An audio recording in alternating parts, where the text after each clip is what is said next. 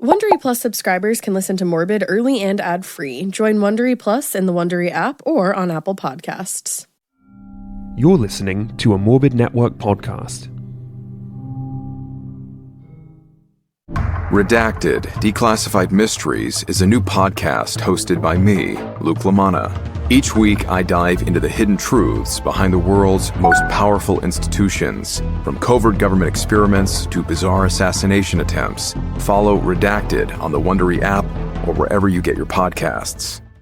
Hey, weirdos, I'm Ash. And I'm Elena. And this is Morbid.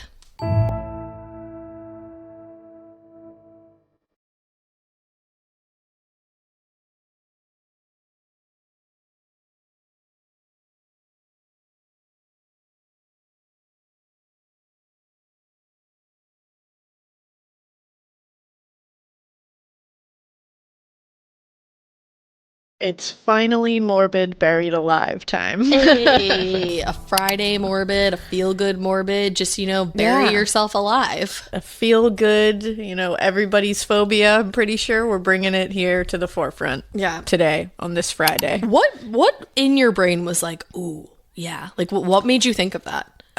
You know what it was? I was reading some other case, and there was another article I saw, there was a book I saw that was like about buried alive, and I was like, I want that book. And I looked at it and I was like, oh, that's like a book. Then I was like, I'm gonna buy that book. And then I bought that book, and then I started reading it, and holy hell, it is like the complete, in fact, let me tell you what the book is, because everybody should read it. Hold your horses, everybody. I hoped you held all of those horses, because I looked it up, because I don't know where the actual physical book is. It's not in my general vicinity right now. But it's called Buried Alive, The Terrifying History of Our Most Primal Fear. And it's by Jan Bondison, PhD. Right.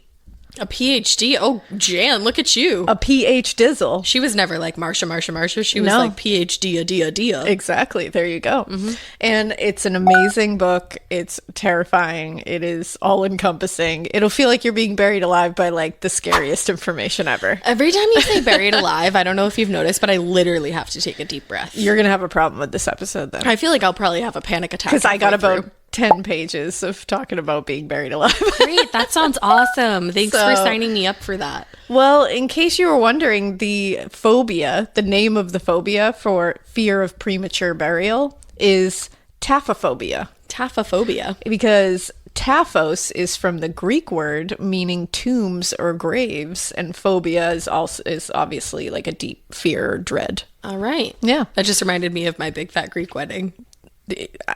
Absolutely, because he says like all words derive from Greek there you words. Go. Yeah, that makes sense. There it is. I got you. You got me. I was like, how? Tell me how. He's like driving them to school, and he's like, comes from the Greek word. Yep, you're right. I actually love that movie, and I feel like it's true. It is, because I feel like every time we go into something like that, we're like, well, it derives from the Greek word. A lot of things derive from Greek words and Latin words. Yeah, exactly. So there you go.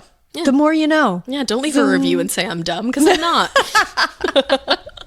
Maybe I am, because I'm like, what? How does that happen? No, our brains just work in the most different ways. They truly do. Hey. So it also, I think everybody can agree that it very closely goes with like claustrophobia. Yeah. Of course. Because I think part of the whole thing is fear of tight spaces. Yeah. You're being closed inside of the earth. Yeah. I also think it's like the fear of just like choking on dirt, and that's how you die. That too. Like being you would suffocated. You would hope you'd be in a coffin so you wouldn't choke on dirt, but you just kind of suffocate on no oxygen, I suppose. So, either way, it's really not fun. I just don't like it. It's really not fun.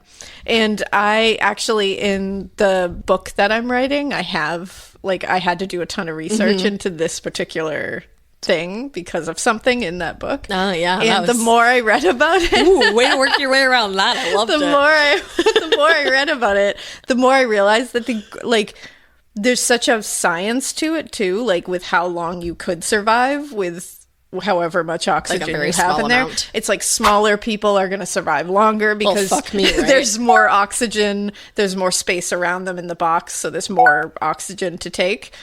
It's like if you're in better shape, you're gonna right. Go listen to that new Matt. I'm working on it. Okay.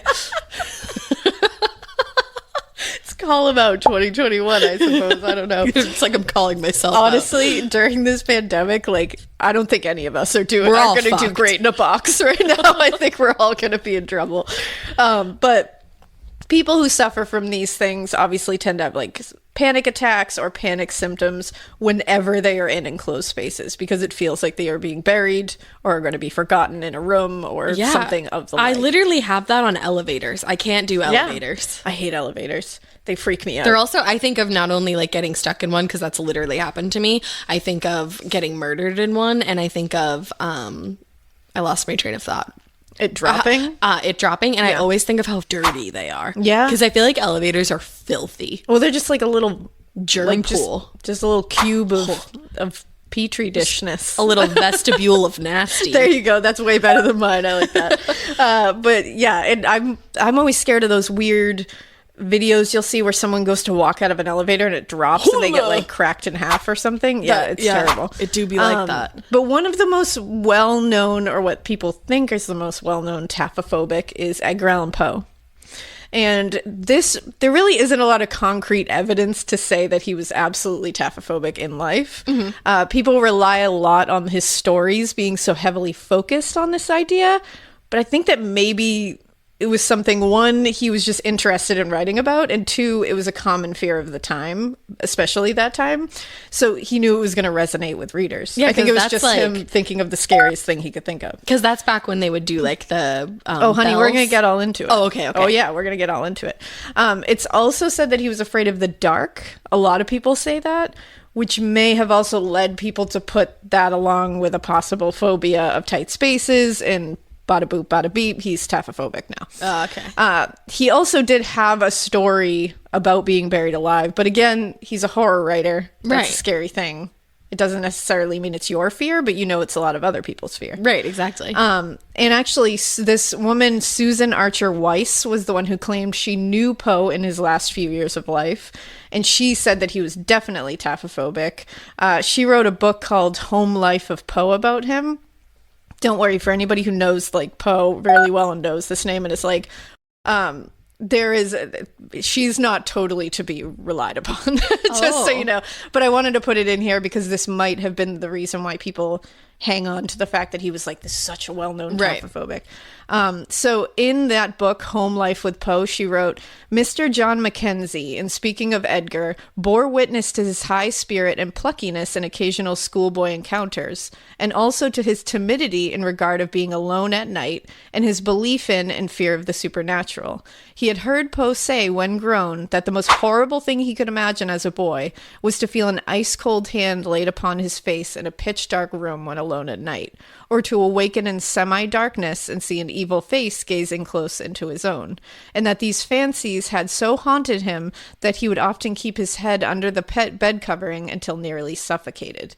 Now, this is what people point to be like, oh, he's afraid of the dark. And it's like, no, I think he's just afraid of nightmares in the dark. Like, I think he just can't shut his writer brain off. Exactly. And it's like, those are pretty, like, yeah, those are the most terrifying things I can imagine. And I'm not really phobic of the dark. No, and those are also just like really common fears. And to me, her saying like he would go under the bed covering until nearly suffocated, I don't think he was taphophobic if he could do that. Well, that's the other thing. I'm like, how can you say that he did that and then he was taphophobic? So she was often said to be kind of a liar when it comes to how close she was with him. But either way, that seems to be why a lot of people point to it. It was like a Poe groupie. So I think she was a Poe groupie. But that's just a little interesting tidbit, because a lot of people, when talking about Buried Alive, they immediately go to Poe. Yeah. Because of his stories. But like, it's really not that much of a connection. So let's start at 1670, shall we? Let's do it. Let's do it. Let's go, girls. There is a book entitled, and I'm just starting back here because this is like the beginning of people being like really worried about what's happening in a grave after people die. Really concerned about like, that. obviously happened before this, but like this is when people were just starting to go like really crazy about it. You know, the 1600s were truly a time. It was the time when people just started getting like real worried about everything. Yeah. They're just like, whoa, let's concentrate on stuff. Meanwhile, like, we should be worried about everything right now. Well, yeah, and I think it's like overkill now. It's like we flipped completely around. But there was a book called, now I'm going to butcher this and I apologize, De Miraculis Mororium. De Miraculis Memoriam. And it was by Christian Frederick Garman. Now, this had a wild chapter in this book. It was a wild, wild chapter. The chapter discussed a thing called masticatio mortuorium.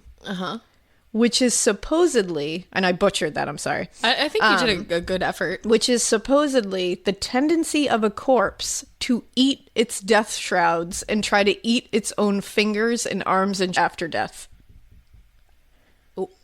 What? Yep. In a quiet suburb, a community is shattered by the death of a beloved wife and mother. But this tragic loss of life quickly turns into something even darker. Her husband had tried to hire a hitman on the dark web to kill her. And she wasn't the only target. Because buried in the depths of the internet is the kill list, a cache of chilling documents containing names, photos, addresses, and specific instructions for people's murders. This podcast is the true story of how I ended up in a race against time to warn those whose lives were in danger. And it turns out, convincing a total stranger someone wants them dead is not easy. Follow Kill List on the Wondery app or wherever you get your podcasts. You can listen to Kill List and more Exhibit C true crime shows like Morbid early and ad-free right now by joining Wondery Plus. Check out Exhibit C in the Wondery app for all your true crime listening. Hotshot Australian attorney Nicola Gaba was born into legal royalty. Her specialty? Representing some of the city's most infamous gangland criminals. However, while Nicola held the underworld's darkest secrets, the most dangerous secret was her own. She's going to all the major groups within Melbourne's underworld, and she's informing on them all. I'm Marcia Clark, host of the new podcast, Informants Lawyer X. In my long career in criminal justice as a prosecutor and defense attorney, I've seen some crazy cases, and this one belongs right at the top of the list. She was addicted to the game she had created. She just didn't know how to stop. Now, through dramatic interviews and access, I'll reveal the truth behind one of the world's most shocking legal scandals. Listen to Informants Lawyer X exclusively on Wondery Plus. Join Wondery Plus in the Wondery app, Apple Podcasts, or Spotify, and listen to more Exhibit C true crime shows early and ad-free right now. What happens is you'll be walking past a tomb. I will be. You will be. And suddenly you'll hear like a groan, which is normally when you call ghost hunters, but not this time. Or when you just like dip. Because after this groan, you will hear loud chewing and smacking sounds as this corpse begins to eat itself. This would send me to the moon because I have misophonia and I can't stand chewing sounds. So this would be me being like, bye. Like I would just leave because I couldn't handle that sound of bleh. But that's the real nightmare for me. But like for others, it might be the fact that there is a corpse eating itself. You gave me like secondhand misophonia. Yeah. And even hearing the like term smacking sounds, all of a sudden I started hearing them and I can't even think of it. But this book cited instances where people would exhume corpses and find that they had chewed on themselves. But like, how is there any evidence that they chewed on themselves? Because in some of these sources, they would find bits of flesh in their teeth. Ew. It was apparently a sign of bad luck coming, like famine or disease or something terrible coming. That's crazy. Okay, let me be devil's advocate, and this is just like a straight up question. Could like insects eat you and then go into your mouth and like leave bits of like flesh that they had eaten elsewhere, or like animals even? No. I mean, that would be a stretch. Yeah, for them just to like crawl in your mouth and leave a scrap of flesh. I don't know. It seems like a stretch to eat yourself after you die. I think a lot of this was probably exaggerated. Yeah, but there are weird instances, and this was the first beginning of people saying, "Well, wait a second. So are people alive when they're being buried and they're like going so crazy under there that they start like gnawing at their own arms?" So this is the first like, whoa, wait a second. Mm-hmm. So in 1679, a guy named Philip Rohr, who was a popular theologian at the time, published a 24-page like dissertation, basically, and it was called Masticatio Mortuorium. Okay. Or the chewing of the dead. Oh, this was also in the vampire panic time. So this is in the time when everyone is assuming there's vampires just running about trying to eat people. There is. And people were sure that those who died would also suddenly come to life and start chewing on themselves. Everything around them and then come out and start chewing on your dumbass. Awesome. So to make sure this didn't happen, they would put a large rock or coin in or something like that in the corpse's mouth, and then they would sew all around it, like sew your mouth shut around a giant rock. Like Billy In Hocus Pocus. Yeah. Except I for said that a totally like it was different just, reason. It was just a guy Just I like knew. Billy. Like old Billy there. Oh, Billy. Remember when they did that to him? Like old Billy the Butcher back there. You remember that? Yeah, except for very different reasons. Yeah. Because Billy's mouth was shut. He was a sewn cheating shut with a dull turd. needle so that he couldn't tell his secrets even in death. Okay. Also because like didn't he like cheat on Winnie with Sarah? Well, that was the reason he got it. Yeah. Yeah. But then she says so he couldn't tell her secrets even in death. Yeah.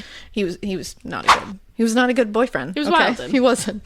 But she also wasn't a good sister. But we're not going to get into that. Exactly. That's a whole different episode. That's a whole different episode. But yeah, so they would literally sew your mouth shut around this giant rock in your mouth. Awesome. And skulls are found with giant rocks in their mouths because of this, which is nuts to Did me. they like break their jaws to get like a huge ass rock in there? No, it was like a one that you could like at least put your mouth around, but it would like lock your jaw around this, and then they'd sew the flesh shut around it, so it was just a huge I want to rock. like stretch my mouth, but I have Yeah. TMJ, and then you'll hear all my crackles. And it was so that if you woke up and you were like, I'm ready to vampire this, I'm You going to couldn't. Twilight all over, you couldn't.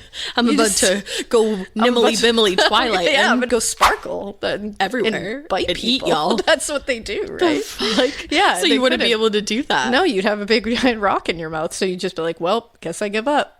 Wow. That's the thing, too. I'm like, is that what we assume? They just wake up with this giant rock in their mouth and like, darn it, Not going to utilize any tools to get it boiled out. again. Like, it's just like, that's it. You've got me. Like nothing else. But either way, along the same, lines of this whole thing, in 1793, a German doctor named Michael Ramft published treatise concerning the screaming and chewing of corpses in their graves, which band name I call it. Big concerns there. Concerning the screaming and chewing of corpses in their graves. So already people are thinking really goes down after you die and are buried in the ground. For real. People could not handle that it just ends or that you just decay. Like that. I don't want to handle that. They were positive that once that last scoop of dirt was thrown onto you, like that's when the party begins. You were Like, about to just like shit. rave in your coffin. Like you were just waiting. coffin rave. Just waiting for that moment, a blood rave, if you will. Like you were just ready to do this. Deceased first rave. It's hard to say. Now to talk, so that's like the beginning of just like that's the kind of thinking that is happening here, Right. That we have The kind of chaos. We have vampires waking up in graves. We have corpses just waking up and chewing on themselves and eating their burial shrouds in the middle of the night, As corpses do. Yeah, as corpses do. So already we have this like, what are you all thinking? What? Yeah. So of the time, there was some evidence that people would like, even famous historical figures, as we'll see, like George Washington, put in their wills little stipulations to make sure that they were not prematurely buried. I'm going to do that after this. Because it was a huge fear of this time. Now, George Washington was terrified of it, and he told his secretary, Colonel Tobias Lear, when he was dying, quote, "I am just going. Have me decently buried, and do not let my body be put into the vault in less than 3 days after I am dead." And his secretary said, "I bowed assent, for I could not speak. He then looked at me again and said, 'Do you understand me?' And I replied, 'Yes, 'tis well,' said he." Wow. So he didn't want to be put in the vault for 3 days because he was worried that if Just they put in him in case. there right away, that he was going to wake up and that was it. So he was like, wait 3 days, make sure I'm really dead, and then Right. you can put me in the vault. They could have made a really heavy metal Hamilton song about that. They really could have. They really should have. I'm a little disappointed, Lin-Manuel. Lynn, Excuse me? Can we retroactively add that? Can we get on the horn, Lynn? Can we talk about this real quick? That would be really cool. Wow, that would be Halloween really awesome. themed Hamilton. Lynn, I'm ready to I have do this together. ideas. Let's do this together. We are Zoom ready. Zoom meeting. I'll Zoom. send you the password. Now, another one that people might know, composer Frederick Chopin wrote a note at the end, at least, of his life. Like, he was suffering from tuberculosis at the time. Ooh, yikes. So at the end, he would have a note that says, "The cough is suffering. Swear to make them cut me open so I won't be buried alive." Whew. So another one, Danish author Hans Christian Andersen, which most people will know that name. Yes. He would always, even before he was sick or ailing or anything, he would always carry around a note that said, "I am not really dead." And he would even sleep. Imagine finding him actually dead, though. And he would sleep with it next to his bed. Oh my gosh. Because he was so worried that he would be like in a deep sleep or someone and somebody would think he was dead. Not actually dead. And what's weird is at the time, people would go into these like weird trances sometimes. Like they would have like, because a lot of illnesses were going on, a lot of weird was going on. I mean, look at the Salem witch trials and like the ergot and all that, which I believe is the reason, but we're not going to get into that. But there was all kinds of things that would make people go into what we now know are comas. Like, at that point, they didn't realize that you weren't dead. You were just in a deep, deep coma. Right. So people would go into these comas and they'd be like, oh, because a lot of times in a coma, like, you know, your body is trying to survive. So everything comes and there's to like a shallow slow, breathing. Shallow breathing. Your heartbeat can be hard to hear. Pulse is hard to Your find. pulse is hard to find. Like, and they're not able to hook up a bunch of machines to these people. They don't have them. Why not? So all they're able to do is take some fingers and put them on there. And if you can't feel anything, whoop, guess they're dead. Back then, they were probably using their damn thumbs. Exactly. So that it happened a lot. Right. That people would think they were dead and they weren't. It makes sense. Now, Alfred Nobel, the one who created the Nobel Prize. Yeah, him. And he created that by leaving a ton of money in his will to fund those who contribute the greatest things to society, which I love. I love that so much. Yeah, he put in his will, and I quote, "It is my express wish that following my death, my veins shall be opened. And when this has been done and competent doctors have confirmed clear signs of death, my remains shall be cremated in the so-called crematorium." I love that he specified competent doctors. Yeah, not just doctors. I would like you to find some competent ones. And when competent ones say that I am dead, then you can cremate me. Thanks. Now, it was during the 19th century that a man named C.A. Reed of Newton, Massachusetts, also put in his will, he left $500 for a doctor to cut off his head to make sure that he was dead. I love that he was like, take this and chop my head off. Also, like, $500 decapitate me. I feel like $500 for like a postmortem decapitation doesn't feel... Well, when was it? It was in the 19th century. That's all we know. Okay. Now, in the 1880s, and this is really interesting to me. So we're going up to the 1880s now. Yeah, we're getting like almost modern. We're almost there. But I wanted to put those in there just so you could see that really known people of the time were worried about this. This wasn't just people running around being crazy.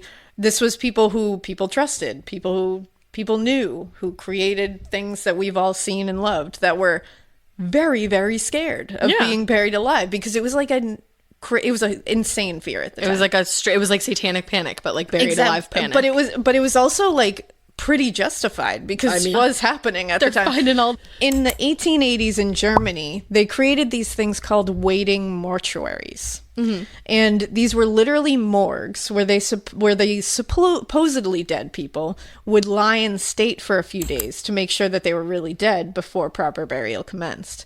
Now, the trays that they would lay on, and they would lay in like a line, the trays were zinc and were filled with antiseptic. And all of this was done to make sure no infection would set in case these people were alive.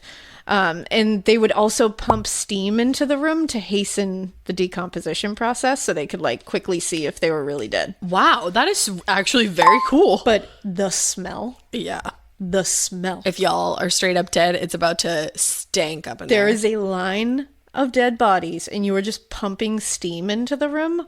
And then like you think like the bugs that start to come.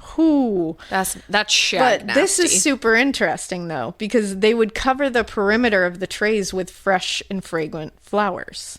And this would be to mask the smell. And it is said to be where the tradition of putting flowers at the graves of dead people and also bringing them to funerals and bringing flowers came from. That's cool. Isn't that interesting? Look at you, smarty pants. Isn't that cool? Yeah, I love that. They would also be attached, these people would be attached to an alarm and a bell system so that if there was any movement, the people working would be alerted very quickly. Wake their ass up. Unfortunately, as with the safety coffins that we're going to talk about in a minute, they weren't completely up on the movement that it can occur once you're really dead. People sit straight the There's fuck literally up. like swelling, releasing gases, going through rigor, all that. So rigor happens, rigor breaks. There's going to be some movement. There's going to be some shifting. Sometimes they say, And so these alarms would go off a lot and leave a lot of people disappointed because they would think that their loved one is waking up. oh, and they're that's not. so sad. Now, someone would be working there at all hours in case someone woke up.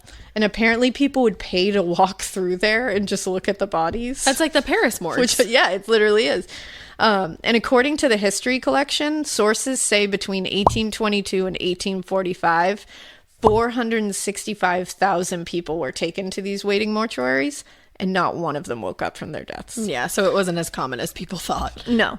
Now, one way that is wild that was actually used to determine if someone was really dead, and this is so interesting to me, was to use invisible ink made of acetate lead. Now, invisible ink was made like way back in Roman times. It was like super early. But they would use this acetate lead that reacts with sulfur dioxide and becomes visible. Now, they would actually write in invisible ink, "I am really dead," on a piece of paper. They would then place this piece of paper under the dead person's nose on their face. And the theory was, if they were really dead, then the gases emitted after death while rotting would activate the invisible ink. And boom, now they know they have a dead person. All of a sudden, "I am really dead" would come onto the paper. I love how just spooky and metal this is. The most macabre. Like it's the most. It's Halloween all the time over there. It is. I love it. And it sounds pretty solid. Except that bad dental hygiene can produce the gases needed to activate the invisible ink. And during this time, teeth were not exactly top priority. Like, it wasn't like we were there was no Aspen Dental around, you know what I mean? So no Colgate. People had some tough teeth situations. Yeah. And some sulfur dioxide was definitely leaching out of those holes in their face. So we're definitely going to get into some methods for determining if death actually occurred in a minute, so don't worry. But they would also do this one in a scarier way, too, which I think is a scarier way. An attendant would use silver nitrate to brush the words, "I am dead," and silver nitrate on a pane of glass placed over the coffin. Then the words would stay invisible until the gases from the decomposing body would suddenly make "I am dead" show up on the coffin. That's kind of really cool, and I feel It's some type awesome. of way about feeling like this. It's awesome. I want them to still do that, please. I feel like there's a movie or a book there somewhere, and I don't know where, but I gotta suss it out. Should we put that in our wills? For real. I It's might. so cool. That's really cool. It's crazy though. But again, this didn't work a lot because people just Farts. weren't up on what was coming out. I'm just kidding. Taking methane gases. You're no. But no, it was honest because it comes out of people's mouths when they have bad dental hygiene. So there were times when those words would show up and it was just you had stanky breath. You got rank breath. That's all. Now let's get into further what they would do to try to make sure you were dead. Now everyone, let us hold on tight to your butts. In 1752, Antoine Lewis was like, maybe we could blow a ton of tobacco smoke up the dead guy's ass. For why? That would probably make him wake up, right? Correct? Yeah. I don't know, sir. Yeah, so they would do that. Okay. They would just blow a bunch of tobacco smoke up their ass, and then they were like, whoop, they're still dead. I want to know whose job it was to blow the tobacco into somebody's booty hole. That's what I said. How do you decide, you know what, Dad? You know what I want to be when I grow up? I'm going to blow tobacco smoke up someone's asshole. Yeah, we got to make sure they're really dead, Dad. I'm doing the Lord's work here. I was literally just going to say I'm doing the Lord's work. Well, don't worry, because in 1854, another Frenchman was like, no, maybe don't do smoke. I think a red hot poker would work better. To which I say yes. It's just isn't it sodomizing a dead body? Well, I'm like, whoa, guys. I feel like this is bad. I'm clenching my sphincter. This is really bad. So then in the same year, another Frenchman was like, no, I got it. He didn't though, did he? And he invented the pince mamelon, or nipple pincher. Stop. And it did what it says. And it was supposed show to wake nips. up anyone that was just trancing. Just really excite you. If you were trancing, Just a little you would foreplay. wake up and be like, ah! Like you just didn't, you wouldn't really like, whoa. Hilarious. Like how many people woke up and were like, not my kink. Oh my God. Or a few people woke up and were like, how'd you know? Oh, you want to go out tonight?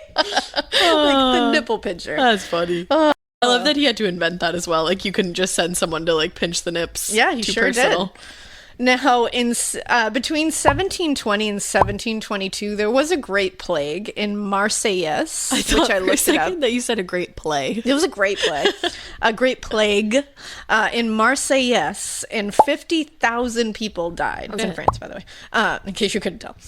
50,000 people died of this plague. Now, this place called Observance Monastery was used for the burial place, and it was excavated in 1994 because they were doing, we just dig up and build Always. more things over it. Deforestation, all Now, of that. 2 corpses were found at this site that had long brass pins inserted under their big toes, their big toenails. And Don't this was do that to another. me. Don't. This was another old timey way to make sure someone was really dead. Which, Make it quick. Again, Make it quick.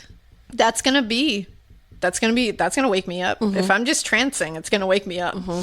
Now, here's some other things that we could do. Ow, toenails. One said, one thing that I read said, the person's nostrils should be, quote, irritated by introducing stimulants, juices of onions, garlic, and horseradish. Okay, no, I can take that. Which I was like, that just sounds awesome. I love Yeah. the smell of all that stuff.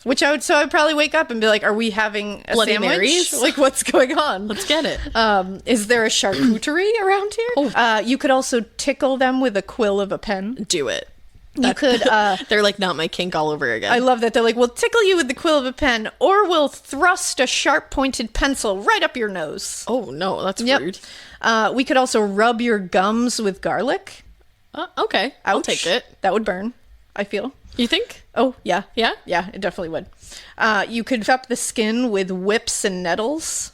I hate Yeah. nettles. Your intestines could be up with some enemas that they could do. Ooh, ouch. They could violently pull on all your limbs. No, can we be nice to the? We could shock the ears with, quote, hideous shrieks and excessive noises, which would be the thing to wake funny. me up. Yeah. I hate loud noises. It freaks me out. Yeah, I don't like loud noises Hideous either. shrieks and loud noises, no. But that would definitely wake me up. Yeah. You could also pour vinegar and pepper into the person's mouth. That's just terribly rude. And also they wrote, quote, where that cannot be had, because you can't find vinegar and pepper, it is customary to pour warm urine into it, which has been observed to produce happy results.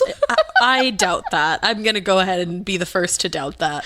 Then you could also cut their feet with razors, thrust needles and pins under their toenails, and pour boiling Spanish wax on their forehead. Oh, So all those things you could do to make, we gotta make sure you're really dead. I guess so. I don't want you to just be trancing all What if all they over just the did place. like all of those things at once? Well, if you're really dead, it won't matter. But if you're not, you'll wake up, I suppose. You'll wake up real mad. Real mad, you about real to sticky, sue. real smelly. Get on the way to get a lawyer. Yeah, a lot.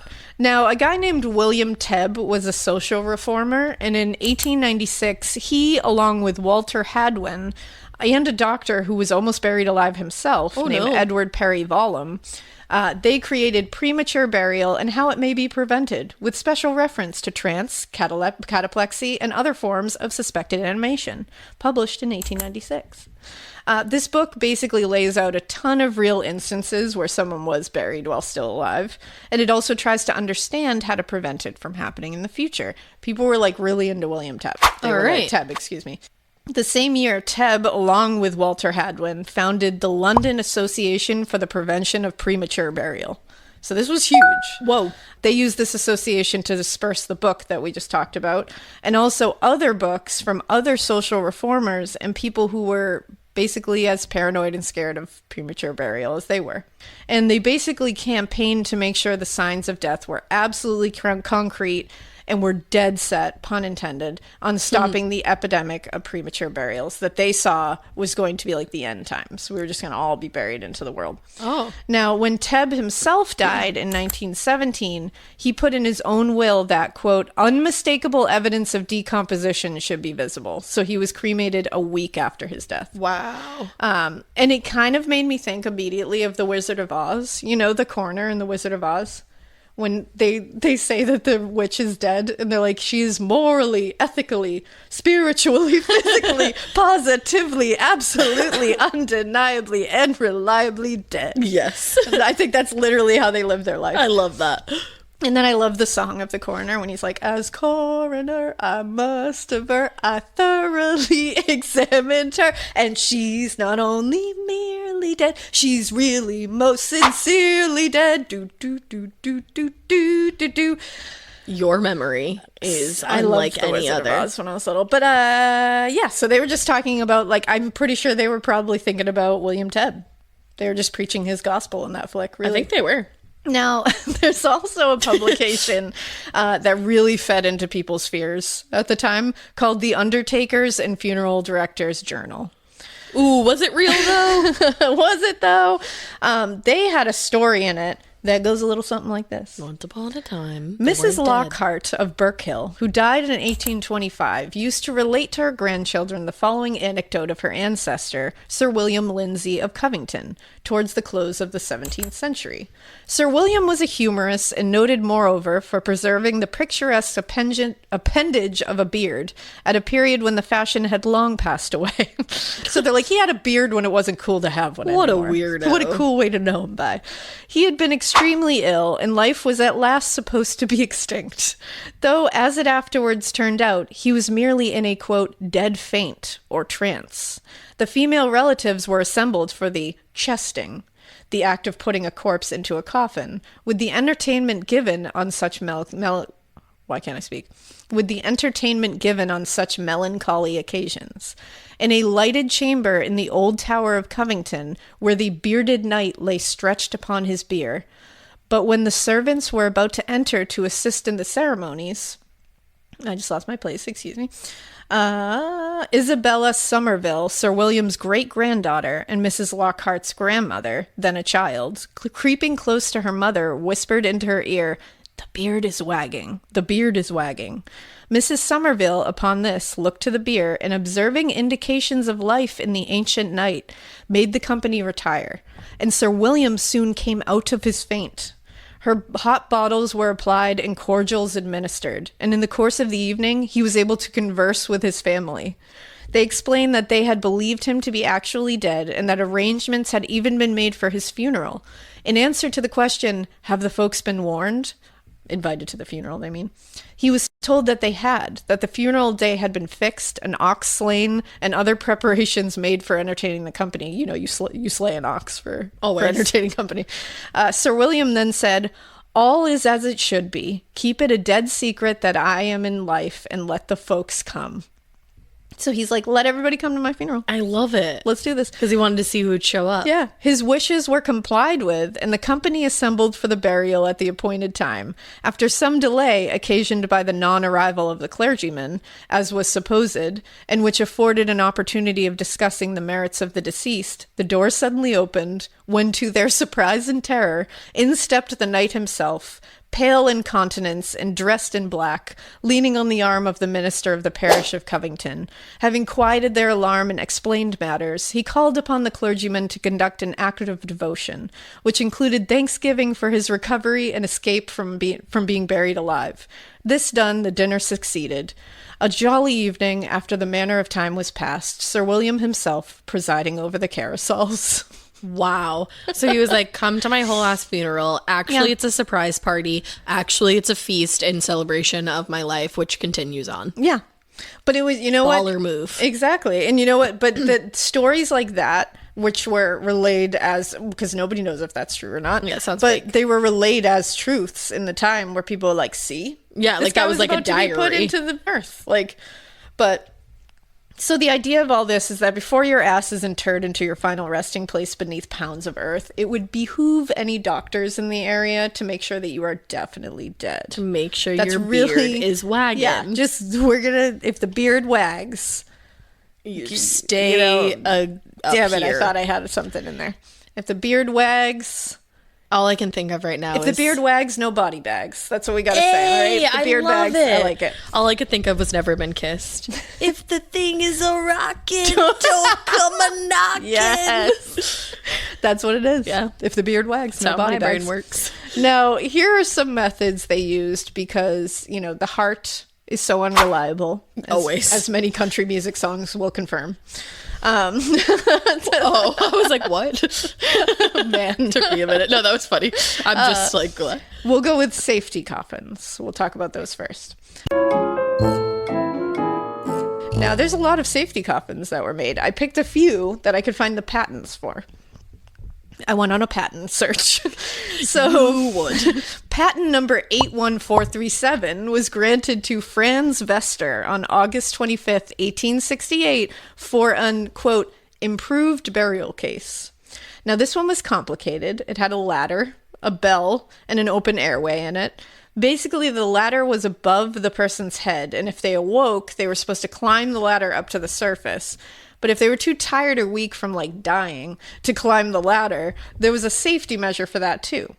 In the corpse's hands, they put a length of rope, and that rope led to a bell on the outside of the grave. If they couldn't bring themselves up the ladder, then they could just pull the rope to ring the bell and let everyone who happened to be passing by that there was a living person in the ground. So that's a pretty good one. I think that's great. Just, kind of complicated. Options. These ones are complicated too, though. I don't think any of them are very chill. Yeah. They're all very intense. This one is patent number 268693, and it was granted on December 5th, 1882 to John Crickbaum for, quote, a device for indicating life in buried persons. Mm-hmm. This one has a more advanced indicator above the ground to let people know what's happening underneath. It's not just a bell. It's like a whole contraption to say, hey, I'm not dead yet. Okay. So this one isn't a coffin itself, but it's actually something you place in the coffin and above it. So you have to get your own coffin. BYOC. I love that we just did that. You have to cut a hole in the top of your coffin you choose, and then you thread this T-shaped tube into it. It's like what you would hold looking through a periscope. Okay. Like the two things on the side. This tube that is placed on the corpse's chest can be turned by their hands if they wake up. Mm-hmm. Like you're revving a vroom vroom. Yeah. You're revving a vroom vroom. Yeah, you're revving a motorcycle. Look at me, fast and furious. Vroom vroom. When the tube is turned, it will engage a part of the mechanism that is above the ground. Now, the part above the ground is attached by a series of interconnected tubes and appears like a box scale on the surface, like a scale that's just like a box shape, basically. Sure. When the tube is turned in the corpse's hands, it will make the marker on the scale move to indicate to those above the ground that there is movement of the tube inside of the coffin. Okay. If the person, and it says, quote, in the actual patent, it says, quote, if the person then should turn in the coffin or make any more violent motion, he will push the pipe upwards and push the cover off the box. The catch on the sleeve will be pushed over the phalanged collar and hold it up so that nobody from the outside can push the cover down again. A supply of air sufficient for allowing the person in the coffin to breathe freely enters the coffin through the pipes and will keep them alive until help arrives. Okay. Now, when things have gone the other way and the person really is dead, you would wait a sufficient amount of time. And they don't tell you how long is sufficient, but I suppose that's for everyone to decide independently. 5 minutes. And then you can remove this entire apparatus, only leaving the T-shaped tube in the coffin. Okay. So the T-shaped tube is a one-time use, but it looks like the rest can be reused. We love that. Yeah. Reduce, save reuse, the planet. recycle. Next one, patent number 329495 was granted on November 3rd, 1885 to Charles Sealer and Frederick Borntrager for a, quote, burial casket. Okay. This one's wild. I'm ready. It's so complex and intense and awesome. So calling this one a burial casket is very humble of them. This is not just a burial casket. There are fans, feathers, forced air mechanisms in this one. There's a cord attached to the dead person's hand. If there's movement of their hands, it will trigger into motion a clockwork gear mechanism that will run a fan. This fan will force breathable air down into the coffin, so this person just gets blasted with oxygen, which like might be a little scary. But like, hey, that might be exciting if you can't breathe. Woo! You're just like, Like, I can see breathe now. The air is here. Wow. You know? Wow. Yeah. Yeah. I know. Yeah. Vroom, vroom. Vroom, vroom. On the other end of the coffin, they have another tube where a lamp is passed down. Under it will be a reflective device, like a mirror, that will throw light onto the face of the person in the coffin. So if you look down the tube from the surface, You could see them. you will see the person's face so that they can be like, "Hi, Hey, I'm awake." suppy. That's no. That's a no for me. I like that one. But that's also not all. Connected to another But wait, hand there's more. is another cord that when any movement happens, it will force a rod through the earth, and attached to that rod will be a flag with feathers on it or something else that will indicate someone is alive under there. And that's not all. By moving their hands, they will also already have a wire attached to their thumb and running to a battery. And when they move their thumb, it will trigger a legit alarm system that goes off once the circuit is complete between the ground, the person, and the alarm. I see that they spent a lot of time on this. They and sure said, did. like, let's cover all our bases, but it also feels like a lot could, like, short circuit here. The battery could die. The feathers might blow away. Yeah, you know what? The more bells and whistles it has, it's like a car. The more you have on it, the more shit can go wrong. Yeah.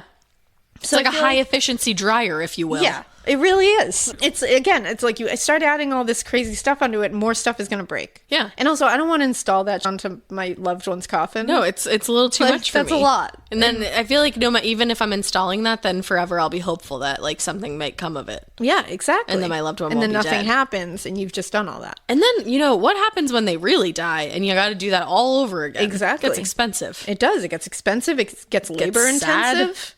It gets. I know you start wondering, what am I here for? Right. You start getting existential. I was literally just going going to into say a that. crisis. I mean, I don't want any of that. Fuck it. Well, one of the safety coffins that a lot of people know about and like actually kind of like took on some steam a little bit was by Count Michael de Carnicki, who was the Chamberlain to Nicholas II of Russia. Mm-hmm.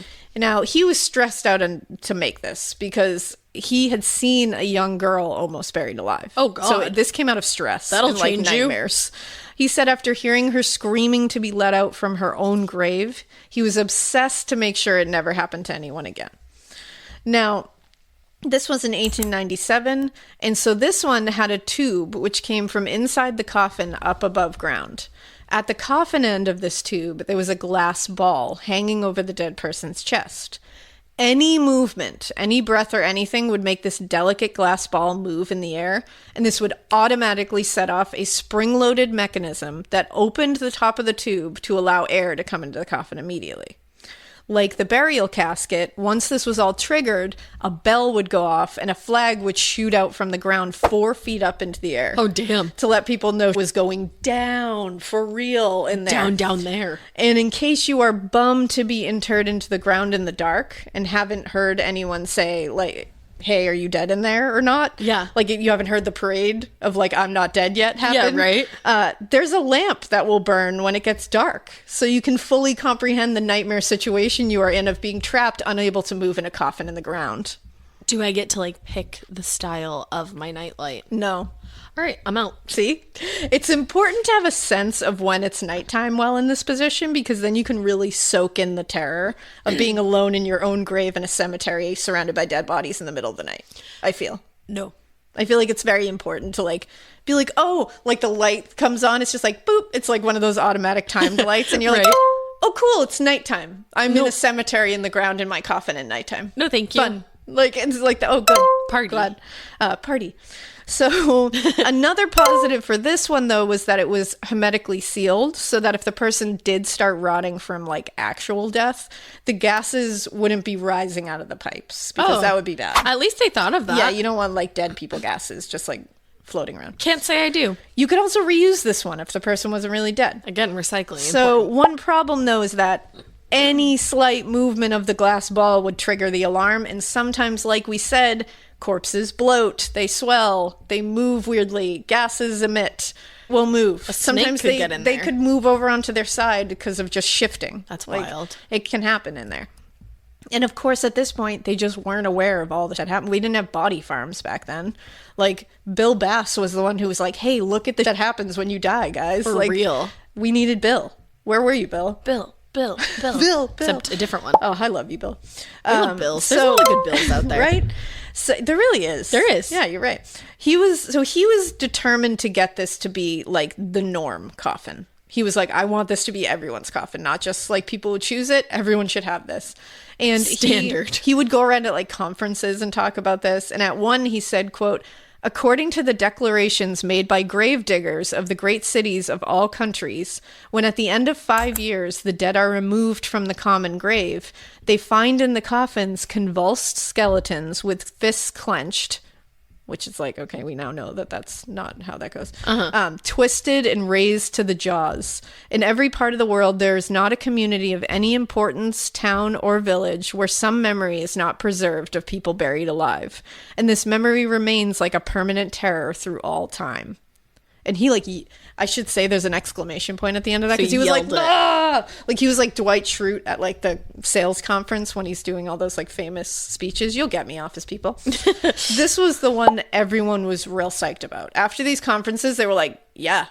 Everyone should have it. Everyone should have this. Let's mass produce these. I guess this really esteemed French physiologist named Charles Richet, he said, the problem is solved. Lethargy is vanquished.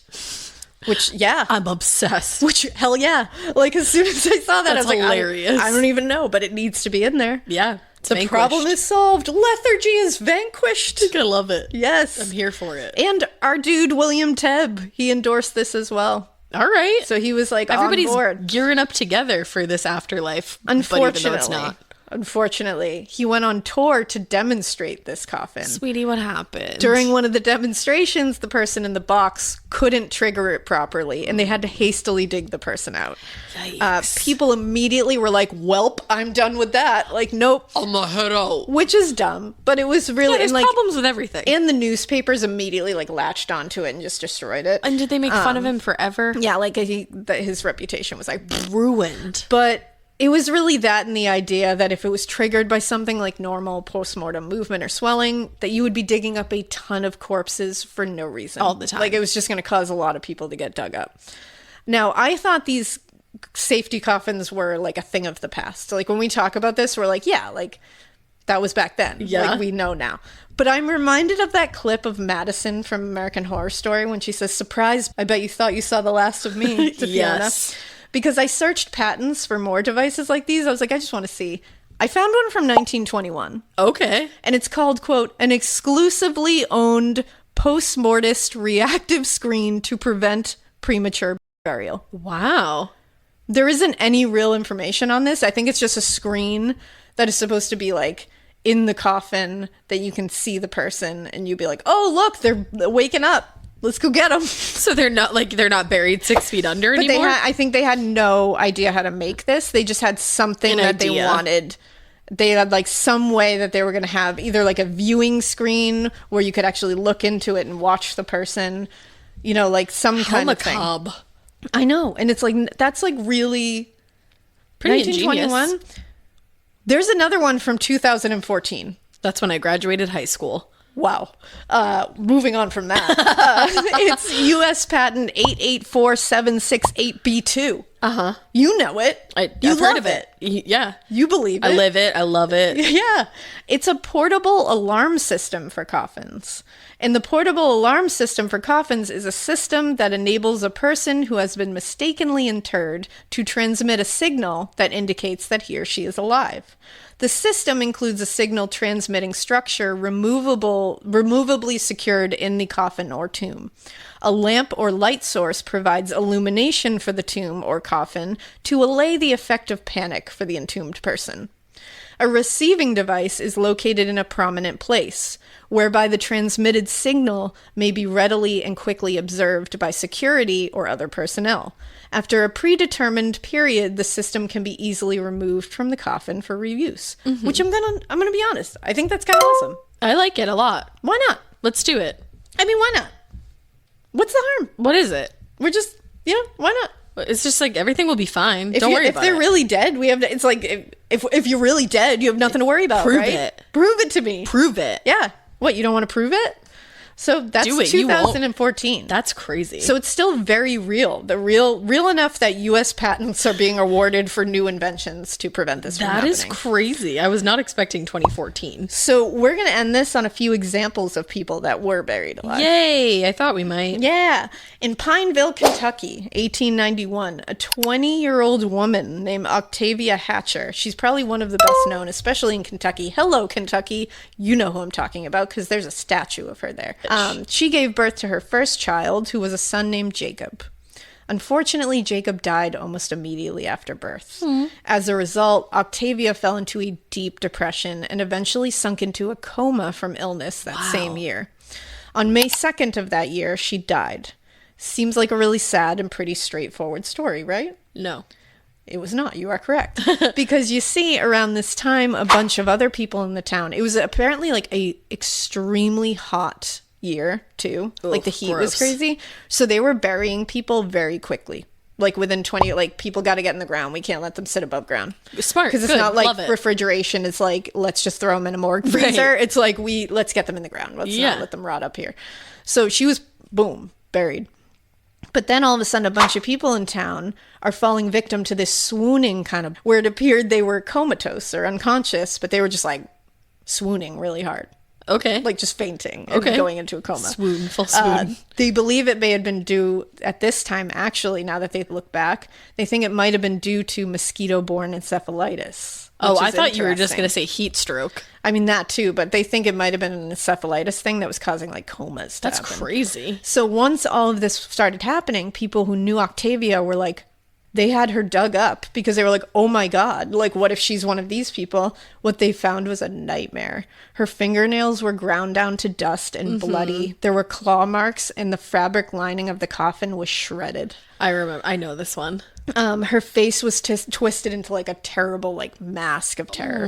And it was clear that she had woken up in her grave. Yeah. Her husband, James Hatcher, actually had a coffin made specifically for him that would prevent his own premature burial after I don't this. blame him. And it is also said that he was buried with a bell attached to his finger in case he was buried alive. He also had a beautiful statue built of her and it's still there. I love that. And there's all these like rumors that like, you know, every year on the anniversary of her death, the statue will turn to face away from the town. Like she's turning her back on the town for letting it happen. Wow. But then like people think kids are just assholes and turn the statue around. I would do that. But it's interesting. Yeah. February 8th, 1884, the New York Times ran a story about the premature burial of Anna Hockwalt. Now, apparently, January 9th, 1884, the day that it happened, was her brother's wedding day. Oh. And yeah, in the New York Times article, it says, quote, the young lady was dressing for the nuptials and had gone into the kitchen. A few moments afterwards, she was found sitting on a chair with her head leaning against a wall and apparently lifeless. Medical aid was summoned in. Dr. Jewett, who, after examination, pronounced her dead. The examination showed that Anna was of excitable temperament, nervous, and affected with sympathetic palpitation of the heart. Dr. Jewett thought that this was the cause of her supposed death. They literally got married still that day, by the way. That's a little... And the next day, they had a funeral for Anna, but everyone who saw her said they couldn't shake the feeling that she was so alive looking. And it appeared that blood was running through her veins. She had color, like life in her eyes. And so her parents were freaked out enough, like hearing the amount of people saying this. They were like, yeah, something's not right about this. So they had her exhumed. And it says, quote, it was stated that when the coffin was opened, it was discovered that the supposed inanimate body had turned upon its right side. The hair had been torn out in handfuls and the flesh had been bitten from the fingers. The body was reinterred and effects made to suppress the facts. But there are those who state that they saw the body and know the facts to be narrated.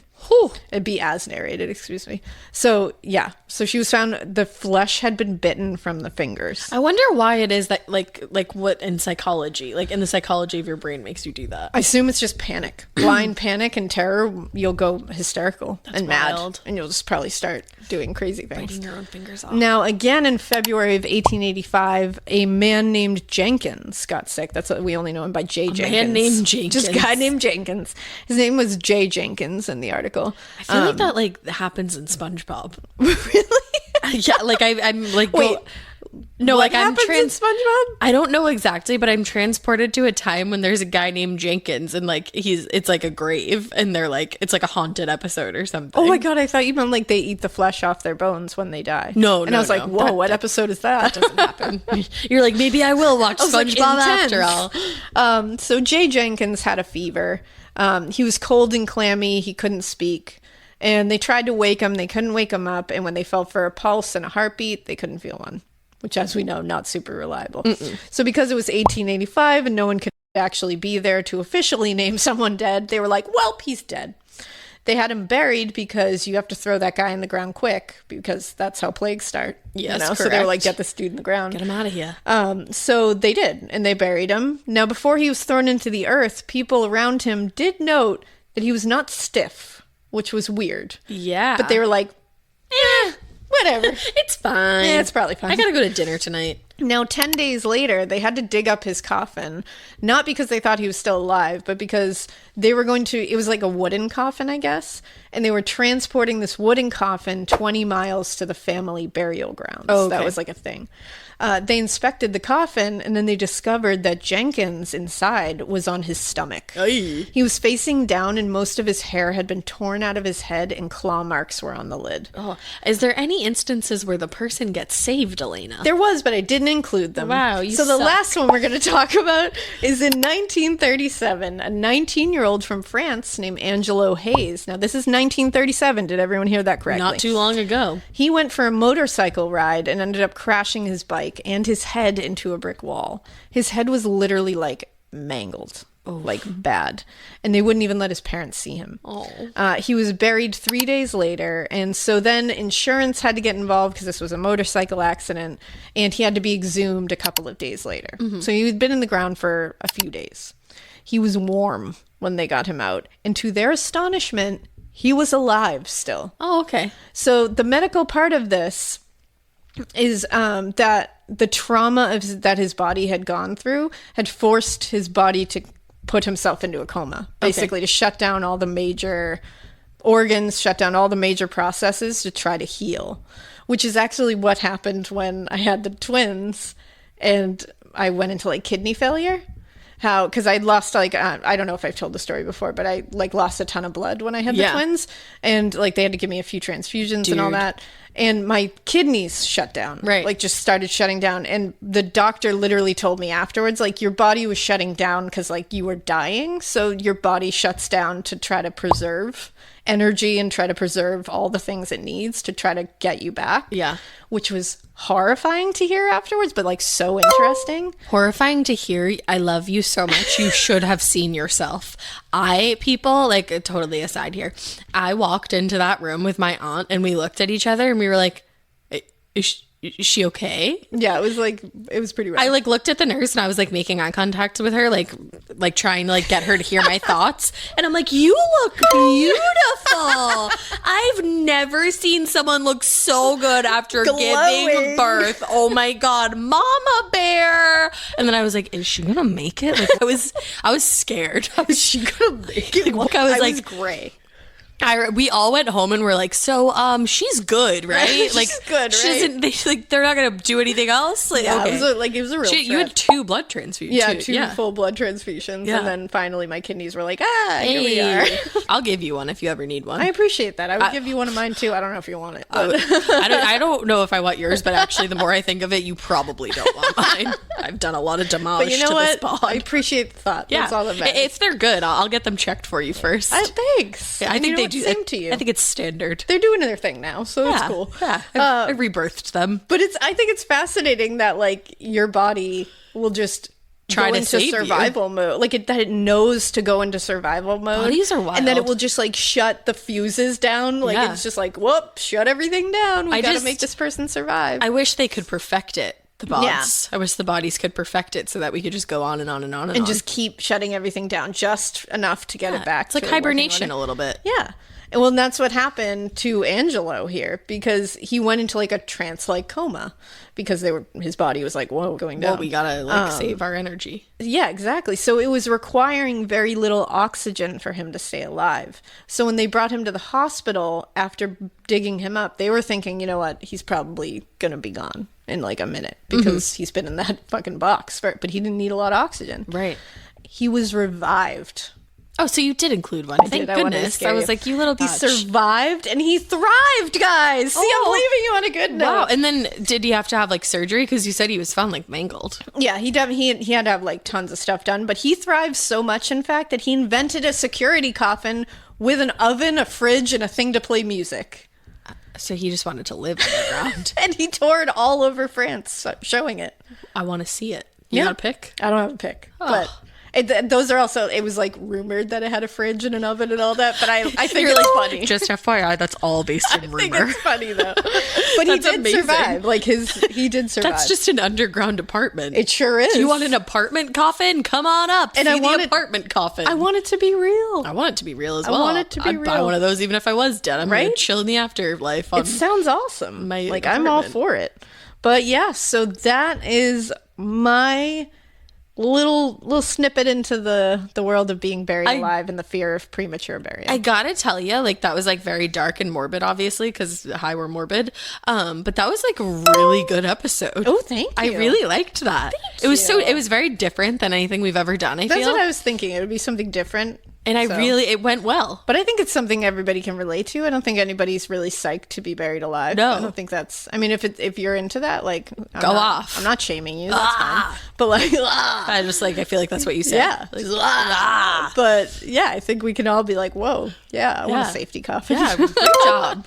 Thanks. I really liked it. Hope you guys dug it. Yeah. All right. Well, if you did, we hope you keep listening. Yeah. And we hope you keep it. weird. But not so weird that you get buried alive. Yeah. Yeah. And not so weird that you invent too complex of a safety coffin. Keep it on weird. Just keep working on it. Keep it simple, stupid.